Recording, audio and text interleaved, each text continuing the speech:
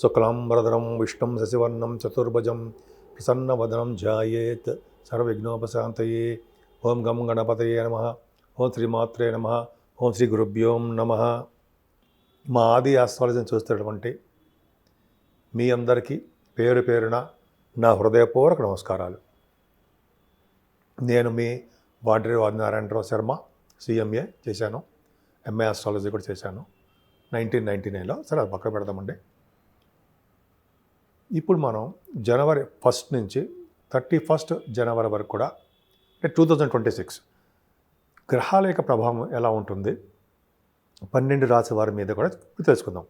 దానికంటే ముందర మీరు మీ జాతకాలు చూపించుకోదలుచుకుంటే మీరు మా ఆది ఆస్ట్రాలజీని కన్సల్ట్ చేయొచ్చండి. లేదా మీ ఆది ఆస్ట్రాలజీకి మీరు ఫోన్ చేయొచ్చు.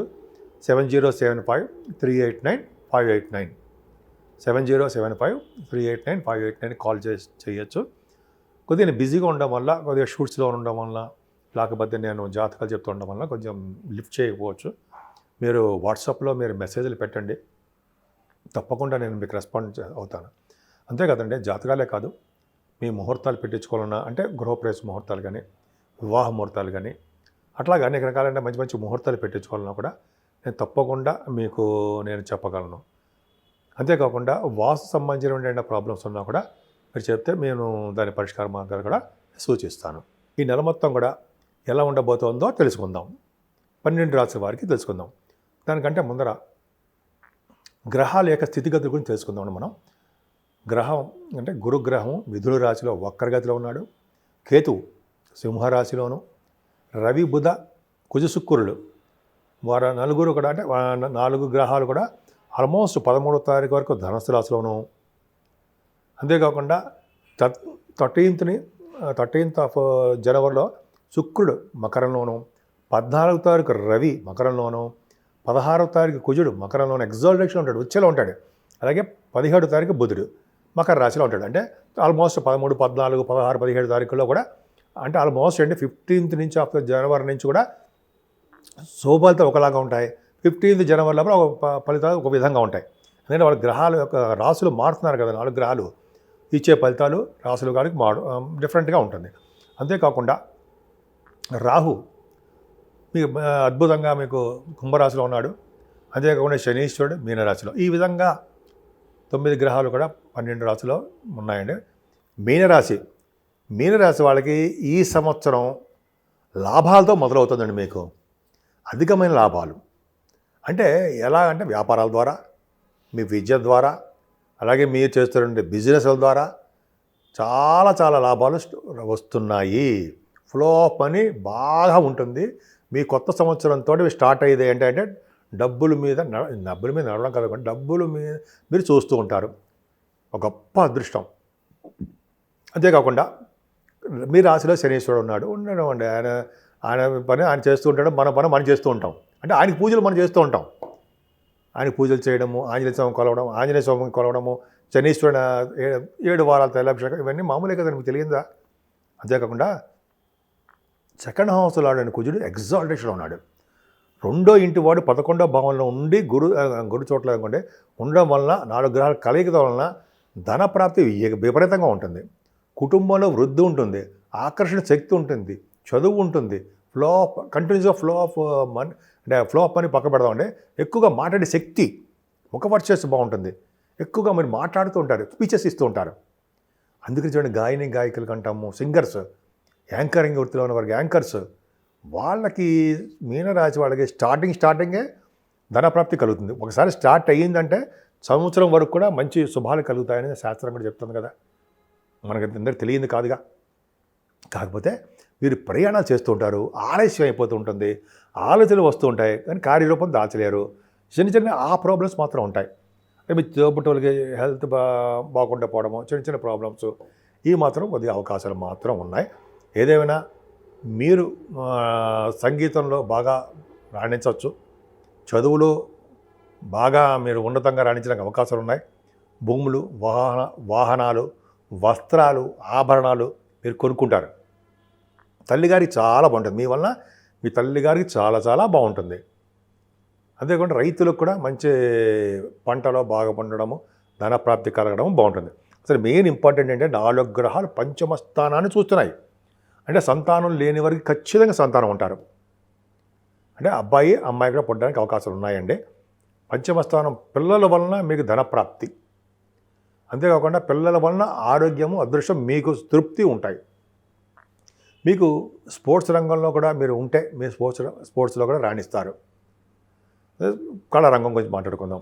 కళారంగంలో కూడా సంగీతం, సాహిత్యం, నృత్యము, డైరెక్షన్ ఇవన్నీ ఉంటాయి కదా. యాక్టింగ్, ప్రొడ్యూసింగ్ అంటే ప్రొడ్యూసర్స్ అంటారు. వీళ్ళందరికీ కూడా 4 గ్రహాల యొక్క దృష్టులు పంచమ స్థానం ఉండడం వల్ల ఖచ్చితంగా సక్సెస్ అవుతారు. ముఖ్యంగా అన్నిటికంటే ముఖ్యమైనది పదవి. రాజకీయ రంగంలో పదవులు వస్తాయండి. పంచమ స్థానం కూడా పదవులు కూడా చూస్తాం మనం. రాజకీయ రంగంలో మీ పొలిటికల్ రంగంలో ఉన్నారు, కొంతమంది ఉన్నారు. వాళ్ళకి పదవులు రావడానికి అవకాశాలు వాళ్ళ జాతకాల నుంచి ఆధారపడి ఉన్నాయి. మీరు శుభకార్యాలు, ధర్మకార్యాలు, ఇతరులను పోషించే శక్తి సామర్థ్యాలు ఎన్ని లేవండి మీకు? అన్నీ ఉన్నాయి. అంతేకాకుండా మీ మాట నేర్పతనం, చక్కగా మాట్లాడతారు, వేళపట్టి భోజనం చేస్తారు, హాయిగా ప్రశాంతంగా ఉంటారు. పైగా మీకు శత్రు భయం కూడా లేదు. రుణభాలు ఉన్నా కూడా ఎలా తీర్చాలో మీకు తెలుసు. అలాగే ఇంకా చెప్పాలంటే మేనమామలకి చాలా బాగుంటుంది. అంతేకాదు సేవకాజనం ఉంటారు, కానీ భార్య భర్తల విషయంలో చిన్న ప్రాబ్లమ్స్ వస్తూ ఉంటాయి, మిస్అండర్స్టాండింగ్స్ వస్తూ ఉంటాయి. అంటే కొంచెం చిన్న స్వభావం చిన్న ప్రాబ్లమ్స్ రావడము జరుగుతూ ఉంటుంది. దగ్గర సంబంధాలు కూడా, వివాహ సంబంధాలు కూడా ఆలస్యం అవుతూ ఉంటాయి. మీనరాశి వారికి సడన్ గెయిన్స్ ఉన్నాయండి. లా రిలేటెడ్ కోర్టు సంబంధించిన వ్యవహారాలు మీరు ఫేవరబుల్ రిజల్ట్స్ రావచ్చు. అంటే మీ జాతకాల రీత్యా ఆధారపడి ఉంటుంది. అంతేకాకుండా మీ ఆరోగ్యం పట్ల శ్రద్ధ వహించకపోయినా చక్కగా ఆరోగ్యం బాగుంటుంది. మీ చేస్తున్నటువంటి 9th హౌస్ లార్డ్, అంటే మీ చేస్తున్న వ్యాపారాలు దశమంలో ఉన్నారు. అంటే యాక్చువల్గా మీరు చేస్తున్న బిజినెస్లో బాగా రాణించడము, ముఖ్యంగా రియల్ ఎస్టేట్ బిజినెస్, సాఫ్ట్వేర్ రంగ బిజినెస్లు, అలాగే ఫార్మా రంగం, ఆటోమొబైల్, సిమెంట్ పరిశ్రమలు, ఇట్లా చెప్పుకుంటే లేకపోతే అన్ని పరిశ్రమలు అంటే అన్ని వ్యాపారాలు వృద్ధి చెందుతాయి. ముఖ్యంగా మీరు బహుశా విదేశాలు వెళ్ళడానికి ఉన్నతమైన విద్య రీత్యా, షూటింగ్ల రీత్యా అలాగే మీకు అవకాశాలు ఉన్నాయండి. మీ పర్సనల్ పనుల రీత్యా విదేశాలు మాత్రం వెళ్తారు. మీ స్టాంపింగ్ అవుతుంది, వీసా కూడా వస్తుంది. ప్రొఫెషనల్గా థ్రిల్లర్ అంటే మీరు ఏ ఉద్యోగం చేసినా ఆ ఉద్యోగంలో మీరు భద్రత ఉంటుంది, మీకు బాధ్యత ఉంటుంది, ఎక్కువగా డెవలప్మెంట్స్, ప్రమోషన్స్ ఉంటాయి. దశమస్థానాన్ని కూడా అంటే గవర్నమెంట్ సంబంధించిన వృత్తుల్లో మీరు ఉంటారు. అంటే గురుడు కూడా చూడడం వల్ల ఏమవుతుందంటే మీకు ప్రభుత్వ రంగ సంస్థలో ఉన్న, ప్రైవేట్ రంగ సంస్థలో ఉన్న, సాఫ్ట్వేర్ రంగ ఉద్యోగాలు ఉన్నా కూడా మీకు గురు ప్రభావం వల్ల బాగా డెవలప్మెంట్స్ ఉంటాయి. ముఖ్యంగా బ్యాంకింగ్ రంగంలో ఉన్నవారికి, అలాగే విద్యా సంస్థలో ఉన్నవారికి, వాళ్ళందరికీ కూడా పైగా ఆడిటర్స్కి రఘుబుద్ధులు ఉన్నారు కదా, government auditors, statutory auditors, lawyers వృత్తిలో ఉన్నవారికి, డాక్టర్స్కి బాగా బాగుంటుంది. చాలా ప్రొఫెషనల్ థ్రిల్లర్. ఇప్పుడు మన అన్నిటికంటే ముఖ్యమైన పాయింట్, ఇప్పటి వరకు చెప్పుకోని పాయింట్ చెప్పుకోవాలండి. ఏంటయ్యా అంటే 4 గ్రహాల యొక్క కలయిక 13వ తారీఖు నుంచి మీ 11వ భావంలోకి వస్తున్నారు. ఇంతకంటే అదృష్టం ఉందంటారా? అందున 9th హౌస్ లార్డ్ నాన్నగారి చాలా బాగుంటుంది. 2nd house lord, 9th house lord కుజుడు ఎగ్జాల్టేషన్లో ఉండి 11వ భావంలో ఉన్నాడు. అంటే అర్థం ఏంటంటే మీరు కంటిన్యూస్ ఫ్లో ఆఫ్ మనీ మీకు ఉంటుంది, మీరు చేస్తున్న వ్యాపార అభివృద్ధి ఉంటుంది మీకు. అలాగే కుజుడు వలన వాహనము, అధికారము, బంధువుల ఆదరణ, స్నేహము, ప్రభుత్వం ద్వారా ధన సంపాదన, అలాగే బొదుసుక్కుల వలన సినిమా రంగం రావడము, భూములు కొనుక్కోవడము, సినిమా రంగంలో సక్సెస్ అవుతారు. భూములు కొనుక్కోవడము, డిబేట్స్లో పాల్గొంటూ ఉంటారనమాట. అలాగే అంతేకాకుండా కుజుడితో కలిసిన రవి కుజులు కాంబినేషన్ ఉందండి. స్వయం కృషితో బాగా కష్టపడి ధన సంపాదన మీరు చేస్తూ ఉంటారు. ఉద్యోగంలో కానీ వ్యాపారంలో కానీ రాజస లక్షణాలతోటి అద్భుతంగా ఉంటారండి. అంతేకాకుండా అక్కడ కుజ బుధులు కూడా కాంబినేషన్ లాభస్థానంలో ఉన్నారు. 4 గ్రహాలు చెప్పే కదా, ఒక్కొక్క దాని గురించి చెప్తున్నా, ఈ కాంబినేషన్ గురించి చెప్తున్నా. కుజ బుధుల వలన ఇంజనీరింగ్ విభాగాల్లో బాగా ఉన్నతంగా ప్రమోషన్స్ వచ్చి డబ్బు రావడము, మ్యాథమెటిషియన్స్గా ఉండడము, అంటే మీరు గణిత శాస్త్రంలో శాస్త్రవేత్తలుగా ఉంటారు మీరు, అలా ఉండడము, అలాగే ఆడిటర్స్గాను, టెక్నికల్ ఎడ్యుకేషన్ వచ్చే దాంట్లో అద్భుతంగా రాణించడము, డాక్టర్స్గా క్లినిక్లు పెట్టడము, లేదా డాక్టర్స్ వృత్తిలో బాగా డబ్బు సంపాదించుకోవడం బాగుంటుంది. అంటే ఒక విధంగా చెప్పాలంటే లాటరీస్ కొడతా ఉంటారు సరే అలా ఉంటుంది. లాటరీస్ కూడా చెప్పనండి నేను, అది వద్దు. మనకి కష్టపడదాం, ధనం సంపాదించుకుందాం అంతే. సో కష్టపడడం వల్ల మనకి ఆనందం కూడా ఉంటుంది. సో మీకు లాభస్థానంలో అన్ని గ్రహాలు ఉన్నాయి కాబట్టి మీకు స్టార్టింగ్లోనే ఒకసారి స్టార్టింగ్లో శుభంతో స్టార్ట్ అయితే ఆ సంవత్సరం మొత్తం కూడా శుభాలతోనే ఎండ్ అవుతుందట. మనకి తెలుసు కదండి మనకి సామెత. సో కాబట్టి 11వ భావంలో ఉన్నటువంటి గ్రహాలు ఆరోగ్యము, ఐశ్వర్యము, ఆనందము, సంపదలు, తృప్తి, అదృష్టం అన్నీ ప్రసాదిస్తున్నారు. రాహు అంటారా, పరిణామాలు రాహు ఆయన మామూలు చిన్న చిన్న ఇబ్బంది కలిగిస్తుంటాడు. గురుదృష్టి ఉంది. సో మీరు అమ్మవారి పూజలు చేసుకోవడం ఒకటి, కామాఖ్య అమ్మవారి దర్శనాలు చేసుకోవడము, 7 శనివారాలు శనీశ్వరుడి దగ్గర దీపారాధన చేసుకుంటూ శనికి తైలాభిషేకం చేసి నల్ల దుమ్ములు దానం అవ్వడం వల్ల కూడా శని వల్ల వచ్చే దోషాలు చాలా మంది పరిహారం అవుతాయి. శివుడి యొక్క అభిషేకాలు, వెంకటేశ్వర స్వామి దర్శనాలు చేసుకోవడం వల్ల కూడా ఈ సంవత్సరం మొత్తం కూడా మీనరాశి వాళ్ళకి ఎక్స్ట్రాడినరీగా ఉంది. ముఖ్యంగా ఈ నెల మొత్తం కూడా మనకి పరమ పవిత్రమైన మాసం అండి. ముఖ్యంగా 14వ తారీఖునే సూర్యభగవానుడు మకర రాశిలో ప్రవేశిస్తున్నాడు. అంతేకాకుండా ఆ రాశిలోనే కుజుడు ఎగ్జాల్టేషన్లో ఉన్నాడు. సరే పక్కన పెడితే మకర రాశిలోకి సూర్యభగవానుడు సంక్రమణము అంటాం, మకర సంక్రమణము. దానివల్ల ఉత్తరాయణ పుణ్యకాలం స్టార్ట్ అవుతుంది. అప్పటి నుంచి అంటే 14 జనవరి నుంచి ఉత్తరాయణ పుణ్యకాలం స్టార్ట్ అవుతుంది. అంటే మకర రాశి నుంచి కర్కాటక రాశి వరకు సూర్యభగవానుడి యొక్క గమనము అంతా కూడా ఉత్తరాయణ పుణ్యకాలము అంటాం. సరే అదొకటి.